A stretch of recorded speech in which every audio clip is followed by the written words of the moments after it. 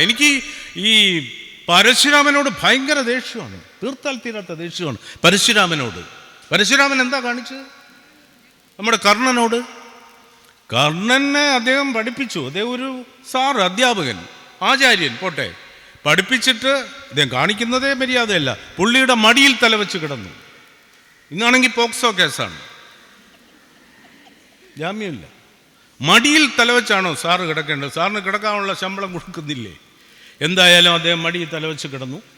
മടിയിൽ തലവെച്ച് കിടന്ന സമയത്ത് ഈ പയ്യൻ്റെ തുടയിലോ മറ്റോ വണ്ടാണോ, വണ്ട് വന്ന് കടിച്ച് കുത്തി ബ്ലഡ് പുറത്തോട്ട് വന്ന് രക്തം അവിടെ തളം കെട്ടുകയാണ്.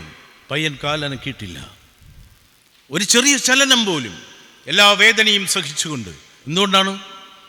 ഗുരു ഉണരരുത്, ഗുരുവിൻ്റെ നിദ്രയ്ക്ക് ഭംഗമുണ്ടാവരുത്. അതാണ് ഗുരുഭക്തി, അതാണ് ഗുരുഭക്തി. കർണൻ്റെ ഗുരുഭക്തിയാണ് നമുക്ക് വേണ്ടത്.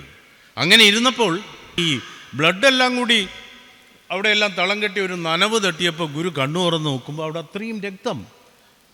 ശിഷ്യൻ്റെ തുടയിൽ നിന്ന് വണ്ട് കടിച്ചിട്ട് രക്തം വന്നിരിക്കുന്നു. അവൻ്റെ ആ ഭക്തിയല്ലേ തിരിച്ചറിയേണ്ടത്. പുള്ളി എണീറ്റ ഉടനെ അദ്ദേഹം ശപിക്കുകയാണ് ചെയ്തത്.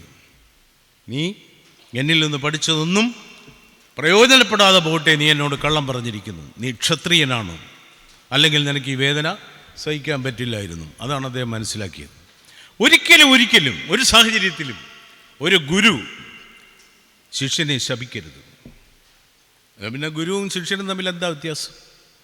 നമ്മൾ കുട്ടികൾക്ക് പുതിയ ഭാവുകത്വം നൽകുന്ന, അവർക്ക് പുതിയ ജീവിത വീക്ഷണം നൽകുന്ന, അവരെ വാർത്തെടുക്കുന്ന ഏറ്റവും മഹനീയമായ കർമ്മം ചെയ്യുന്നവരാണ് ഈ പ്രൈമറി ആൻഡ് ലോവർ പ്രൈമറി വിദ്യാഭ്യാസം, ഈ കിൻഡർ ഗാർഡൻ വിദ്യാഭ്യാസം നൽകുന്ന അധ്യാപകർ.